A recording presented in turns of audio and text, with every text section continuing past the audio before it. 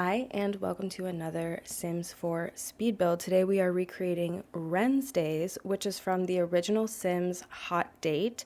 I recreated this as a thrift shop and bubble tea store in The Sims 4, and it only uses the base game and the high school years pack, which is what has the thrift shop and bubble tea store added into it. The original one is in Copperdale. It's really cute, but I thought it would be cute to make a little store in Newcrest where I've been doing all these Sims recreations. So I recreated this octagonal.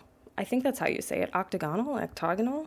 It has 8 sides, and unlike my Meshuggah house build, this one actually has 8 even sides. So it is a true symmetrical octagon.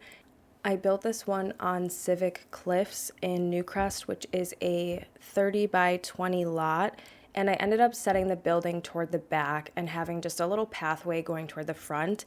And in the Wrensdays, in the original Sims, there are bathrooms kind of toward the front of the lot, which I think is on a corner, so front isn't exactly the same as this lot.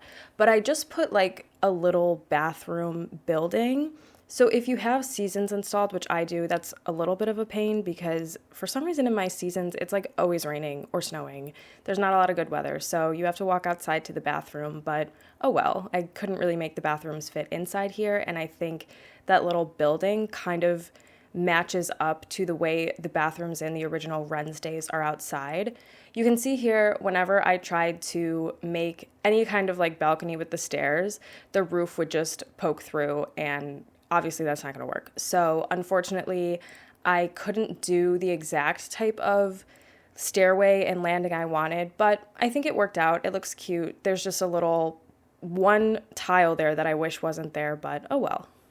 I ended up building this with the cafe area upstairs and the thrift shop downstairs. And this one actually didn't take me long. I think from start to finish, I spent fewer than 3.5 hours on this build, which depending on how you like to build, maybe that sounds like a long time for you, but for me, that is short. That is like a very speedy build. I've been on this Sims 1 and once in a while Sims 2 recreation kick for a while, but once the businesses and hobbies expansion pack comes out, I do think I will have some like cute builds that will use that pack and that gameplay, but we'll see because it's not coming out until March 6th, and I don't know. I mean, maybe it'll not be what I expect it to be or what people expect it to be, but hopefully it is because I would like to do, for instance, like a violin studio. I think would be super cute. I'd like to do a yoga studio that's not like a spa, but that's actually a business. So we'll see if that's something that can be integrated. And I don't know, I've just got different things that I think would be better if I waited to use that pack. And maybe I'm just stifling my own creativity and telling myself like, when the next thing comes out, that'll be better. But you know, isn't that how we all play sometimes? If you are stuck in terms of building inspiration, one thing that I like to do is pick out an aspiration for a sim, and then I build a space, either like their home or sometimes a community lot, specifically for that aspiration.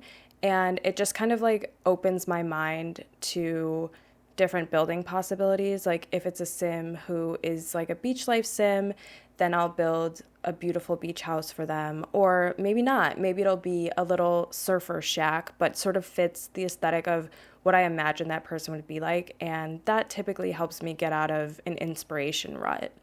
I'm just noticing now that I put that fountain on that counter there. And I don't know if other people remember, but in The Sims 3, there was a chocolate fountain store item. I'm not exactly sure how you got it, but they hyped up this chocolate fountain like nothing else. And Sims would go gaga over the chocolate fountain. Like if they came over and there was a chocolate fountain, they'd be like, wow, a chocolate fountain. And I have been in my lifetime to a couple events where there has been a chocolate fountain. Like I think when I was around 13 years old, I went to one of my friends' bat mitzvahs and there was a chocolate fountain and we were all like, wow, this is incredible.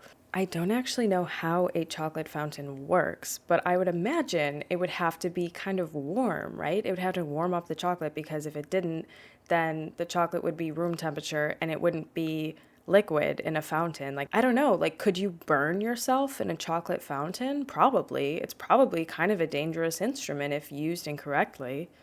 I am going to throw on some music for the rest of the video, but there are some screenshots at the end for you. This is already up on the gallery under tinysimbug. Like I said, it only uses the base game and high school years, so if you only have that pack, it should still be accessible to you. I hope you enjoy it. It's tinysimbug. Thanks so much for watching.